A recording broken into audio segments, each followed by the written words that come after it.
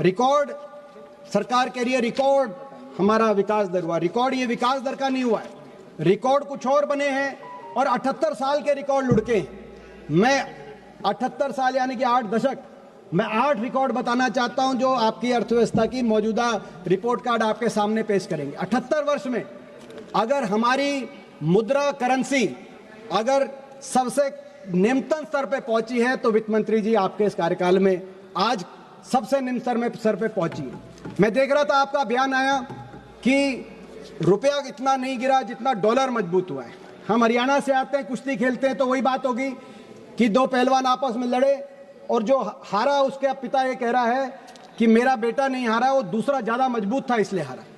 Dollar मजबूत हुआ है। लेकिन मैं ये भी आपको बताऊं, एशिया की बाकी करेंसीज की तुलना में, बाकी सभी करेंसीज की आप तुलना करिए, इंडोनेशिया रुपया, फिलीपींस का पीसो, पूरे एशिया की आप बाकी करेंसीज की तुलना में वर्स्ट परफॉर्मिंग करेंसी आज रुपया आपके समय साबित हुआ है। पहला रिकॉर्ड आपका बना है। दूसरा रिकॉर्ड आपका बना है, बधाई आपको दूसरे रिकॉर्ड की, करंट अकाउंट डेफिसिट, यानी कि व्यापार का घाटा, कितना निर्यात और कितना आयात है, उसमें अगर करंट अकाउंट डेफिसिट 78 साल का सबसे ज्यादा एक महीने का रिकॉर्ड किया गया है तो इस साल के अक्टूबर में 41.7 बिलियन डॉलर्स, ये रिकॉर्ड 78 साल का आपने दूसरा बनाने का कार्य किया। और यही नहीं, ये जो आज 1.3% जीडीपी का करंट अकाउंट डेफिसिट है, अनुमानित अगले वर्ष ये बढ़कर 1.7% जीडीपी का होने जा रहा है। तीसरा रिकॉर्ड आपने 78 साल का बनाया है इनइक्वालिटी में, गरीब और अमीर के बीच में अंतर में। कल ही एक प्रकाशित रिपोर्ट के अनुसार इस देश के 1% सबसे अमीर नागरिकों के हाथ में देश की 40% संपत्ति आई है और 65% देश की आय, 1% जो सबसे अमीर भारतीय हैं। ये गरीब और अमीर में असमानता का 78 साल का ही नहीं, 100 साल का रिकॉर्ड, 1922 से आंकड़े अर्थशास्त्री इन आंकड़ों को ध्यान देते हैं। 100 साल का गरीब और अमीर का अंतर आपने नया रिकॉर्ड बनाने का काम किया। एक और रिकॉर्ड जो पंकज चौधरी जी आपके एमओएस यहाँ पे उपस्थित हैं, उन द्वारा राज्यसभा में एक उत्तर दिया गया, उनको बधाई भी देते हैं, उनका अच्छा आपकी पार्टी में पदोन्नति होने जा रही है। राज्यसभा में आपने उत्तर दिया कि पिछले 10 साल में 16 लाख करोड़ राइट ऑफ हो गया। और ये किसका राइट ऑफ हुआ? ये इसमें कॉर्पोरेट का राइट ऑफ हुआ, किसान का, सब जानते हैं। यूपीए के समय हमने 78,000 करोड़ किसान का एक साथ कर्ज माफी किया था। आपके समय 16 लाख करोड़ पिछले 10 साल में, ये भी 78 साल का एक और रिकॉर्ड, चौथा रिकॉर्ड जिसको मैं कहूंगा। पांचवा रिकॉर्ड, हमारी देश की अर्थव्यवस्था में इतनी मोनोपोलीज और इतनी डियोपोलीज प्राइवेट सेक्टर को कभी नहीं मिली जितनी आपकी सरकार में।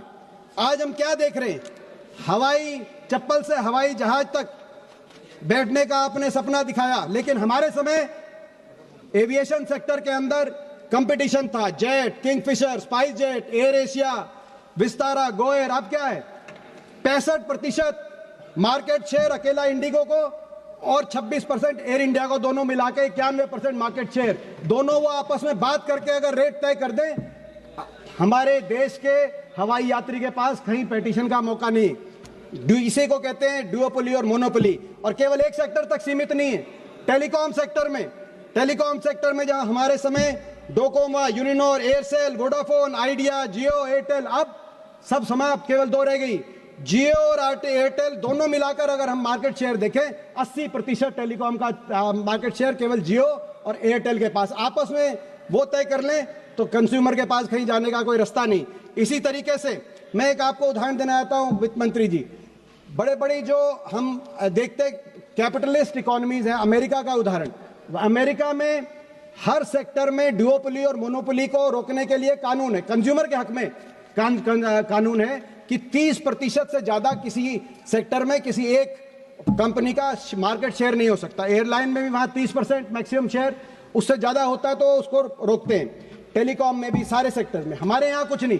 कितने ऐसे सेक्टर हैं जहां 30% से ज्यादा एक ही कंपनी का, कार्गो में 30% से ज्यादा अदानी का, कंटेनर में 50% से ज्यादा अदानी का, एयरपोर्ट में 30% से ज्यादा अदानी का, और जो मैंने आपको सिविल एविएशन और टेलीकॉम तो बता ही दिया, और साथ में मीडिया में तो दोनों मैं समझता हूँ रिलायंस का और अदानी का कितना सारी मीडिया उनके पास है। तो ये मैं समझता हूँ मोनोपोलीज और डुओपोलीज, ये भी रिकॉर्ड बना है। कभी देश के 78 साल में ऐसे कंपनियों के हाथ में देश के अलग अलग सेक्टर नहीं गए। छठा रिकॉर्ड अनएम्प्लॉयमेंट पैटर्न जब से पिछले कई दशकों से एक दिशा में जा रहा था, एक संदर्भ में। क्या संदर्भ में?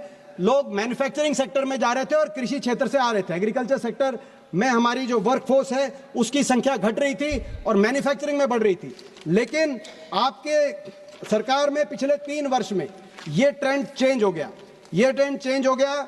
अगर पिछले 3 वर्ष में देखें तो मैन्युफैक्चरिंग सेक्टर में जहां 2014 में यूपीए के टाइम में 12.8% लोग मैन्युफैक्चरिंग सेक्टर में काम करते थे, आज वो घटकर 11.5% ही मैन्युफैक्चरिंग सेक्टर में रह गए। और कृषि क्षेत्र के अंदर जो उस समय कृषि क्षेत्र में 42% 2014 में, आज वो बढ़कर 46% आ गए। यानी कि ये ट्रेंड बदल गया और लोग मैन्युफैक्चरिंग और सर्विस सेक्टर से वापस कृषि क्षेत्र के अंदर जो जा रहे हैं, ये मैं समझता हूं बहुत चिंताजनक हमारे देश के लिए ये एक ट्रेंड है, जिसको जो मैन्युफैक्चरिंग सेक्टर को बढ़ाने देने की आप ये बात करते हैं।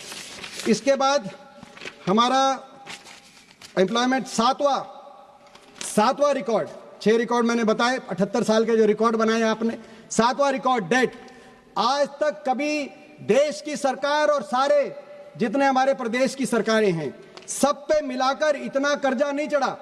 एक कहावत होती है गांव देहात में कि कर्ज लो और घी पियो, बाद की चिंता किसको करनी, जब ऊपर पहुंच जाएंगे। जो कर्ज लेके घी पीते हैं उनका क्या हाल होता है सब पता है, सारी अर्थव्यवस्थाओं का। आपके समय इतना डेट हो गया। आज मौजूदा स्थिति यह है कि स्टेट्स और सेंटर को मिलाकर टोटल डेट हमारे देश में 82% जीडीपी का डेट है।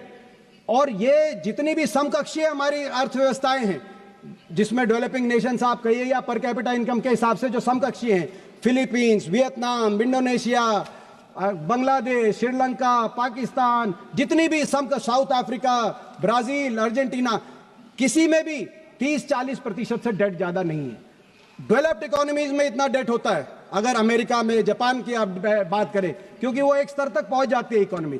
मगर हमारी देश की अर्थव्यवस्था और ये डेट जो है, ये डेट अब रिसेंटली आप डेट किस बात के लिए ले रहे हैं? चुनाव जीतने के लिए डेट ले रहे हैं। बिहार में मतलब आप कर्जा ले रहे हैं और चुनाव जीतने के लिए कर्जा ले रहे हैं। बिहार में आपने क्या किया?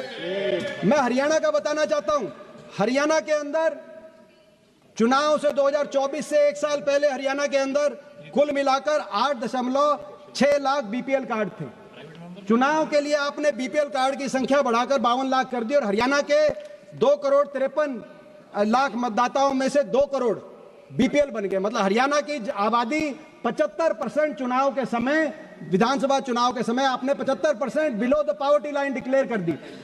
4-5 महीने तक उनको राशन दिया, बीपीएल के सारी सुविधाएं दी, और उसके बाद अब चुनाव के 1 साल के बाद आपने इनमें से आधे राशन कार्ड फिर काट दिए। तो ये ना तो इतनी आंधी से हरियाणा में गरीबी आई जैसे चुनाव से पहले आई, और ना ही उसी रफ्तार से अमीरी आई। लेकिन चाहे वो हरियाणा का उदाहरण हो, चाहे बिहार में 10,000 देने की बात हो, आप कर्जा लिए जा रहे हैं, देश को कर्जे में आपने रिकॉर्ड बना दिया। और भाई इसी के साथ जो आपका 8वां ये कर्जे वाला 7वां रिकॉर्ड और 8वां रिकॉर्ड प्रदूषण। देश के इतिहास में इतना प्रदूषण नहीं हुआ जितना वित्त मंत्री जी आपके सरकार, मैंने 8 ही बताए क्योंकि 8 ही दशक हुए देश की आजादी के बाद, लेकिन बहुत से रिकॉर्ड आपने बनाए।